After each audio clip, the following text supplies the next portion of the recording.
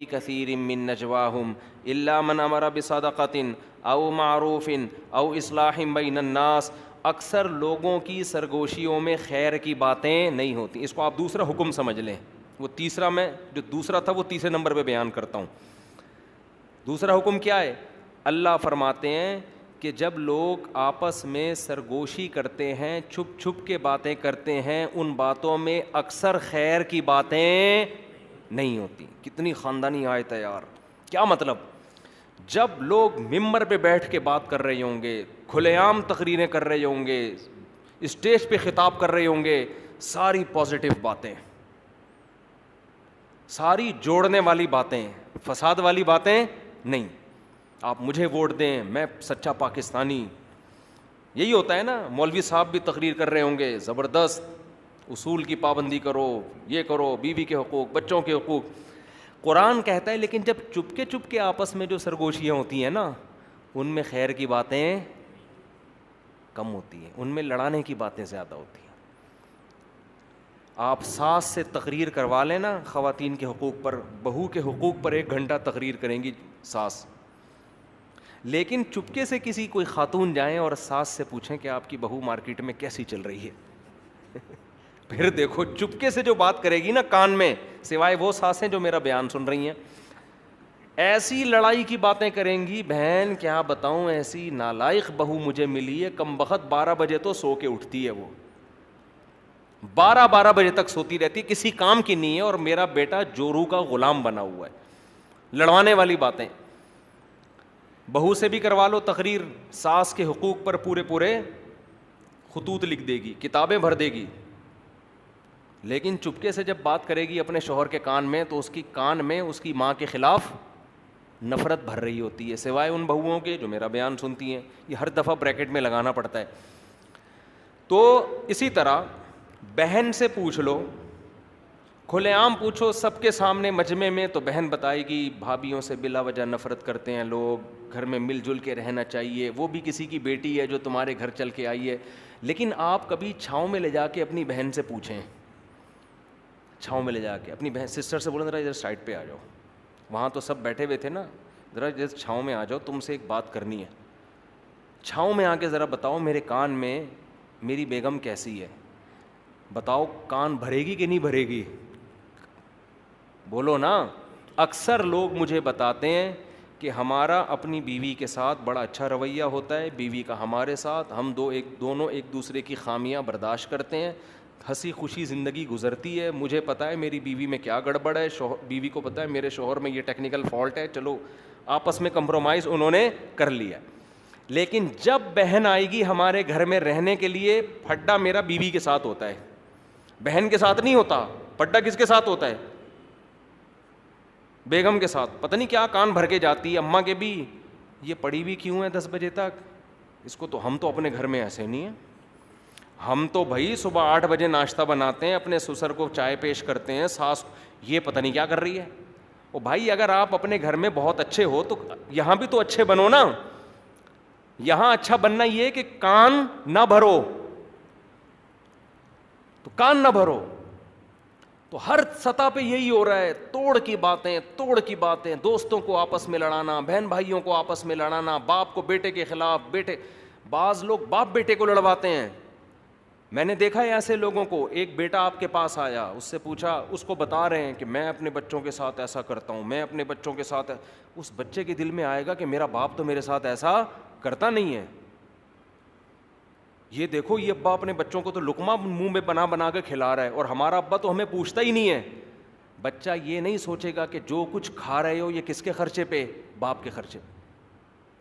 وہ یہ دیکھے گا کہ یار اس کا ابا اس کے منہ میں لقمہ بنا کے ڈال رہا ہے, اور ہمارا ابا ہمارے منہ میں لقمہ بنا کے نہیں ڈال. نفرت یہ انسان کے 2 نمبر ہونے کی علامت ہوتی ہے, کہ آپ کسی کے بچے کے ساتھ, اپنے بچوں کے ساتھ کسی اور کے بچوں کے سامنے ایسا سلوک کر رہے ہو کہ اس سے ان کے دل میں اپنے باپ کے خلاف نفرت پیدا ہو رہی ہے. ایسے میں نے دیکھے ہیں گھر بگڑتے ہوئے, یار ان کے ابا تو ایسے, جب کوئی میرے سامنے آ کے کہتا ہے نا فلاں کے ابا تو ایسے, ہمارے ابا ایسے نہیں, میں نے کہا تمہارے اندر غیرت نام کی چیز نہیں. اپنا ابا جیسا بھی ہو آدمی فخر کرتا ہے میرا باپ ہے, اللہ نے مجھے یہ والا دیا سب سے اچھا ہے, میرے لیے یہی سب سے اچھا ہے. تو یہ اسی طرح عورتوں کو شوہر کے خلاف لڑوانا. بعض خواتین اپنے میاں کی تعریف کر رہی ہوتی ہیں دوسری عورتوں کے سامنے, میرے میاں تو ایسے اچھے ہیں. ویسے نہیں کریں گی کبھی میاں کے سامنے کہ آپ اتنے اچھے ہیں. دوسری عورت کو خراب کرنے کے لیے اپنے میاں کی تعریف.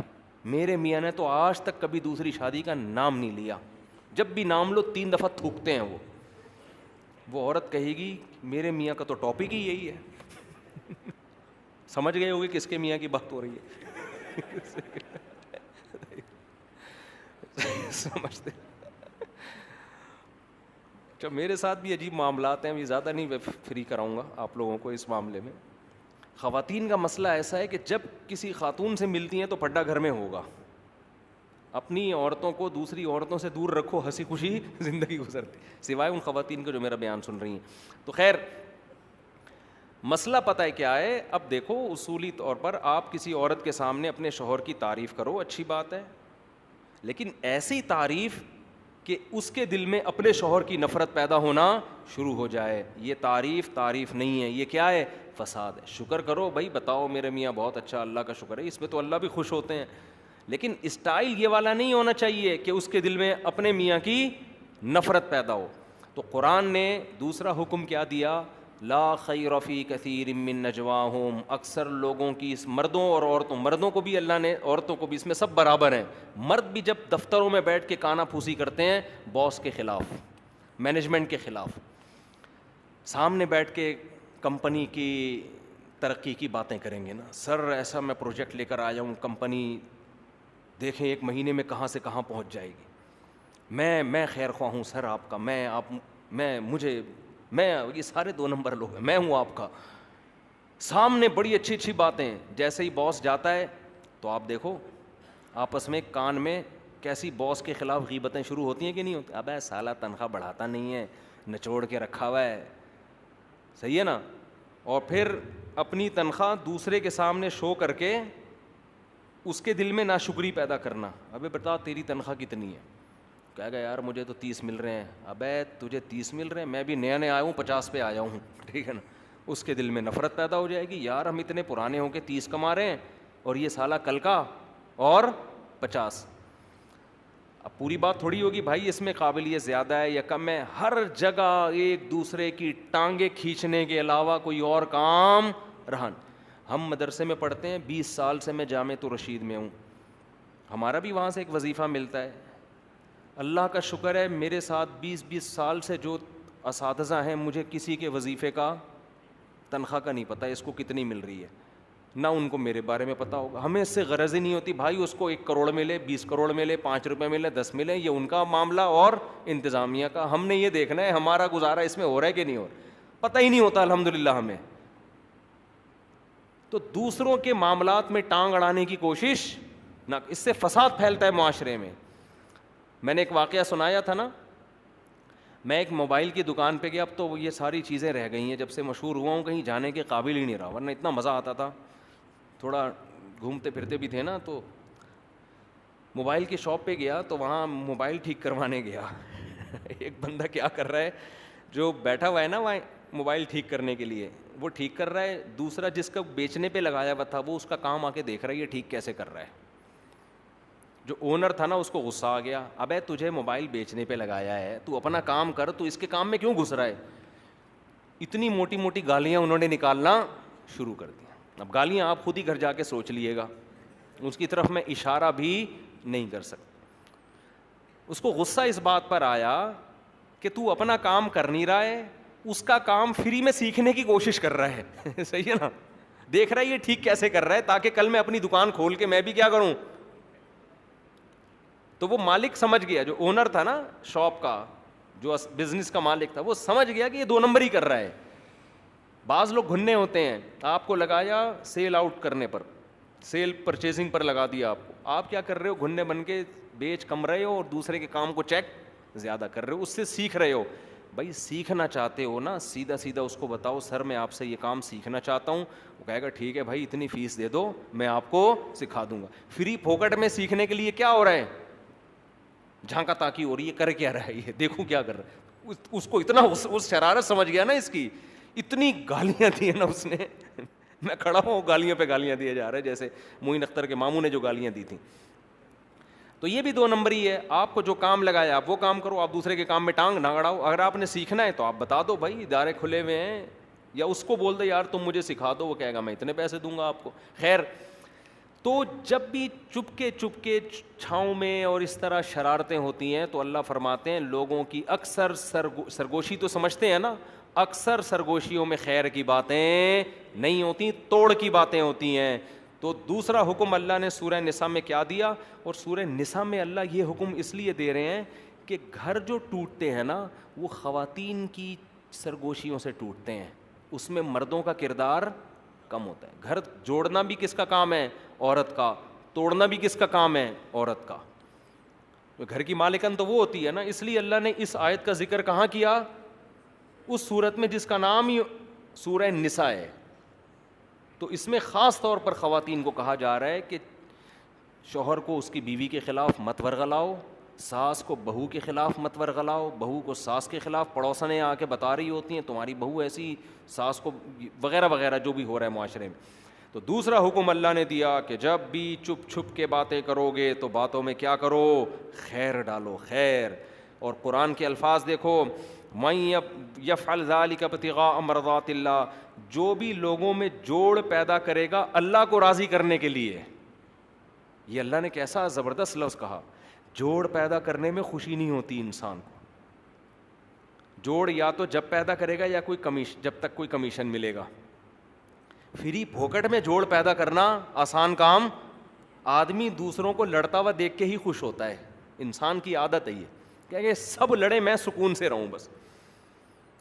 آپ دیکھ لو کسی گھر سے پھڈے کی آواز آئے نا, سارے کھڑے ہو کر کان لگا کے سننا شروع کر دیتے ہیں. ہوتا ہے کہ نہیں ہوتا, یار ہو کیا رہا, اور انجوائے کرتے ہیں, انجوائے کر رہے ہوتے ہیں. تو اس لیے اللہ کہتے ہیں جو جوڑ پیدا کرے گا ابتغاء مرضات اللہ, اللہ کو راضی کرنے کے لیے, کیونکہ اس میں اللہ کی رضا کے علاوہ آپ کو کخ بھی ملنے والا نہیں ہے. حتیٰ کہ لوگ بھی تعریفیں نہیں کرتے, لوگ بھی اس کو قریب کرتے ہیں جو منفی باتیں زیادہ کرتا ہے. آپ ذرا غیبتیں شروع کر دو, اس کی ادھر اس کی ادھر, وہ برائے گا, بولے گا یار تھوڑا میرے ساتھ بھی ہو جائے کچھ شیئر, ٹھیک ہے نا, کیا کہہ رہے تھے تم, سنا ہے تم بتا رہے تھے وہ بندہ 2 نمبر ہے. لیکن اگر کوئی تعریفیں کر رہا ہے کہ وہ بھی ٹھیک ہے تو وہ بھی ٹھیک ہے تو وہ بھی ٹھیک ہے تو وہ بھی ٹھیک ہے, اب دفعہ ہو یہاں سے, فضول باتیں لے کے بیٹھ گیا, بورنگ. تو لوگ بھی نا توڑنے والوں کو, اور مشہور بھی توڑنے والے زیادہ ہوتے ہیں. یہ جو بعض لوگ یوٹیوب پہ مشہور ہو گئے نا, ان کی شہرت کی وجہ یہی ہے کہ وہ بھی غلط, وہ بھی غلط, وہ بھی غلط, وہ بھی غلط, وہ بھی غلط. لوگوں نے کہا یار یہ حق پرست آدمی ہے, یہ مشہور ہو گئے. اگر یہ کہتے کہ امام ابو حنیفہ بھی ٹھیک ہیں, امام شافعی بھی ٹھیک ہیں, امام بخاری بھی ٹھیک ہیں, اور علماء دیوبند بھی ٹھیک ہیں, اور بریلوی والے بھی بہت سے اچھے ہیں, اور اہل حدیث میں بھی کچھ اچھے لوگ ہیں, اور دیوبند میں بھی کچھ اچھے, سارے تو دیوبند میں بھی اچھے نہیں ہیں کہ آپ سمجھے کہ دیوبند کی بات آئی تو آدھے وہ کر دیا. تو ہر قوم میں بھائی اچھے بھی ہیں, ہر قوم میں کیا ہیں, برے لوگ بھی ہیں. تو اب بجائے اس کے کہ برے لوگوں کی برائیوں کو ہائی لائٹ کیا جائے, ان کے نظریات کو بیان کر دو نا. نام لے لے کے فلاں آدمی نے یہ ارشاد فرمایا, الو کا پٹھا 1 نمبر کا, فلاں آدمی نے یہ کہا ہے 2 نمبر. ابے بھائی یہ کہنے کی کیا ضرورت ہے, آپ بولو یہ نقیدہ کیا ہے, یہ برا ہے. دیکھو قرآن کیا کہہ رہا ہے, وَلَا تَسُبُّوا الَّذِينَ يَدْعُونَ مِن دُونِ اللَّهِ, ان کے بتوں کا نام لے لے کے برا مت کہو, انتقام کی آگ بھڑکے گی ان میں. یہ بتاؤ کہ اللہ کے سوا جتنے معبود ہیں کیا ہیں, باطل. جب آپ اسپیسیفک لوگوں کے نام لے لے کے فلانا ایسا فلانا ایسا, تو اس سے جاہل لوگ تو بہت خوش ہو جاتے ہیں, لیکن جو معاشرے میں تعمیری کام کرنا چاہتے ہیں وہ سمجھ جاتے ہیں کہ اس سے معاشرے میں تعمیر کا کام نہیں ہوگا, اس سے تخریب کاری, فرقہ واریت بڑھے گی. اور کمال یہ ہوتا ہے کہ ایسے فرقہ پرستوں پہ لیبل لگا دیا جاتا ہے فرقہ واریت کے خلاف بڑا مؤثر کام کر رہے ہیں. یہ ایسا ہی ہے جیسے زرداری نے تقریر کہی تھی کہ جب غریب کو بھوکا دیکھتا ہوں مجھے افسوس ہوتا ہے, بندر بھی ہنسے تھے اس کے اوپر. تو ایسے لوگوں کو جب لوگ کہتے ہیں نا فرقہ واریت کے خلاف بہت اچھا کام کر رہے ہیں, تو جنگل کے بندروں کے سامنے اگر آپ جا کے کہیں گے وہ بھی ہنسیں گے, گدھے بھی ہنسیں گے. اگلے دن ہنسے گا گدھا, لیکن ہنسے گا ضرور, اس کو سمجھ میں دیر سے بات آتی. خیر, تو جوڑ کی بات, تو قرآن میں کیا کہتا ہے, جو اللہ کے لیے یہ کام کرے گا فَسَوْفَ نُؤْتِيهِ أَجْرًا عَظِيمًا, ہم اسے بہت بڑا اجر عطا فرمائیں گے, بہت بڑا اجر عطا. 2 حکم بیان ہو گئے, تیسرا حکم, بہت سارے حکام رہ جاتے ہیں اس لیے ذرا اسپیڈ میری آج